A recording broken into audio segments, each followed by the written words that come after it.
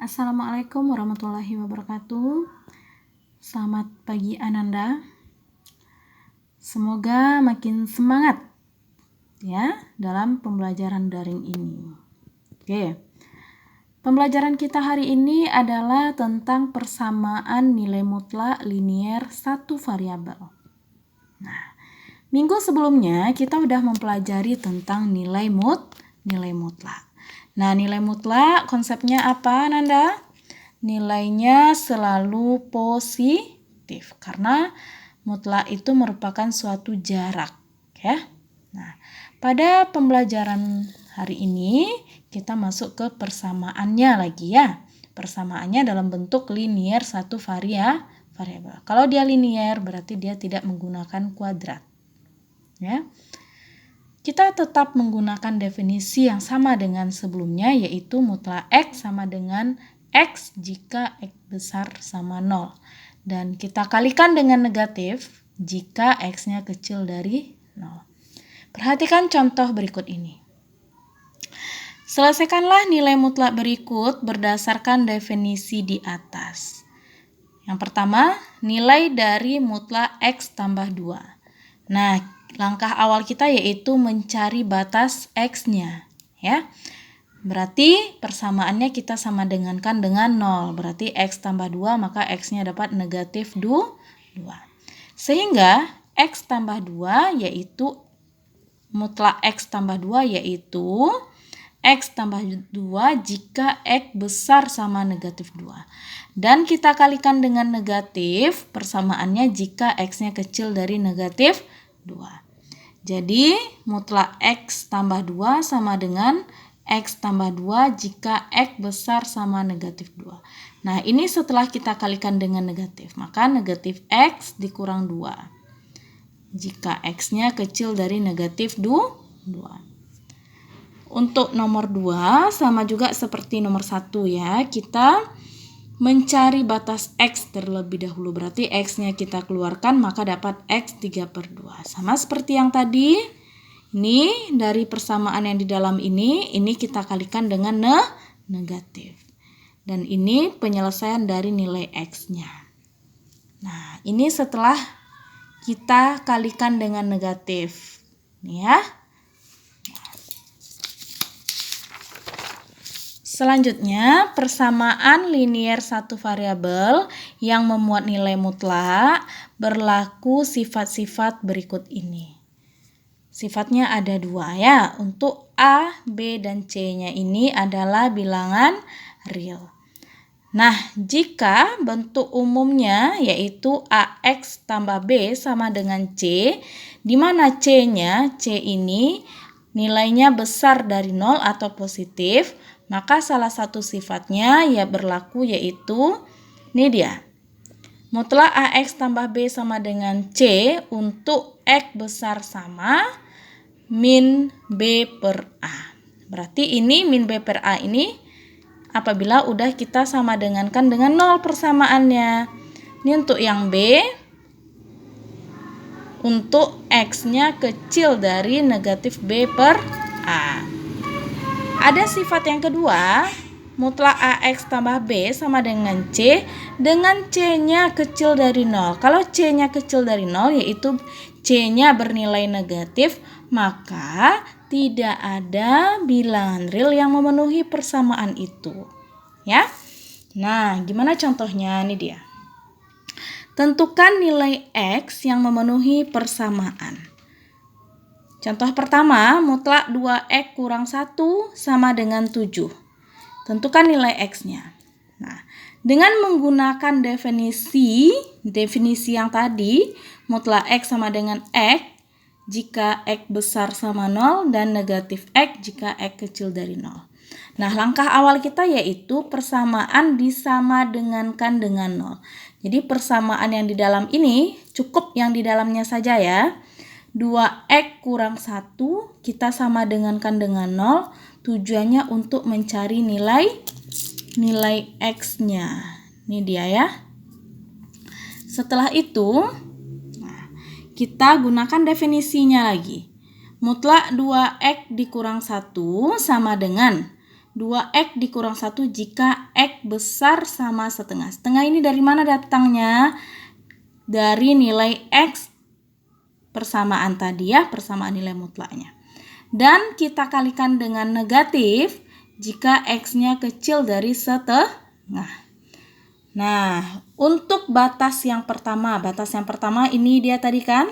Ini batas yang kedua. Untuk batas yang pertama, nah kita ambil persamaannya tadi. Dia kan tidak perlu kita kalikan dengan negatif. Berarti 2x dikurang 1 sama dengan 7. 2x sama dengan 7 tambah 1. Kita keluarkan ya, kita pindah ruas. Berarti x-nya dapat 8/2 atau x sama dengan 4.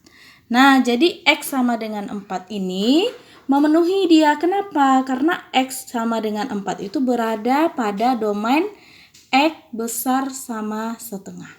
Besar sama setengah berarti masuk 1, 2, 3, dan 4. Paham? Nah, untuk batas yang kedua, x kecil dari setengah berarti persamaannya kita kalikan dengan negatif. Ini dia ya. Untuk x kecil dari setengah, maka persamaannya kita kalikan dengan negatif.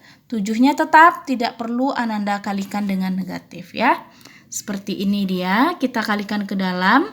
Negatif kali 2x, 2x. Negatif kali negatif 1, positif 1. Berarti negatif 2x tambah 1 sama dengan 7. Dikeluarkan nilai x-nya dapat negatif 3. Nah, berarti dia juga memenuhi. Kenapa? Karena x sama dengan negatif 3 itu juga berada pada domain x kecil dari setengah. X kecil dari setengah masuk 0, negatif 1, negatif 2, negatif 3, dan seterusnya.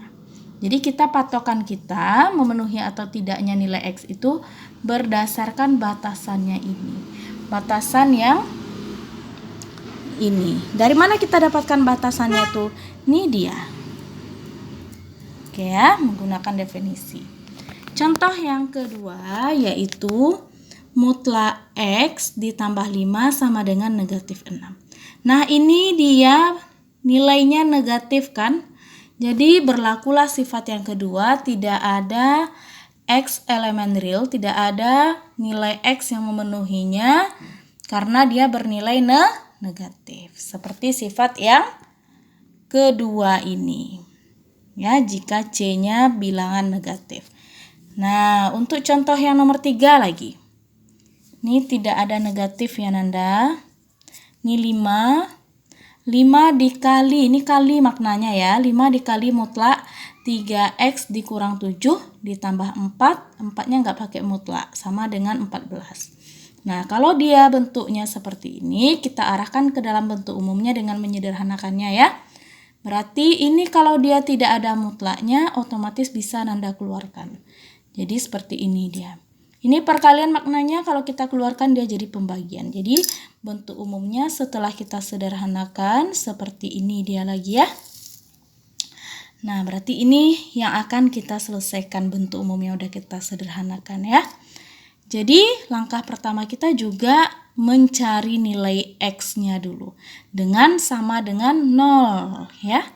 Lalu x-nya kita dapatkan 7/3. Ini bisa kita jadikan kecampuran yaitu 21/3.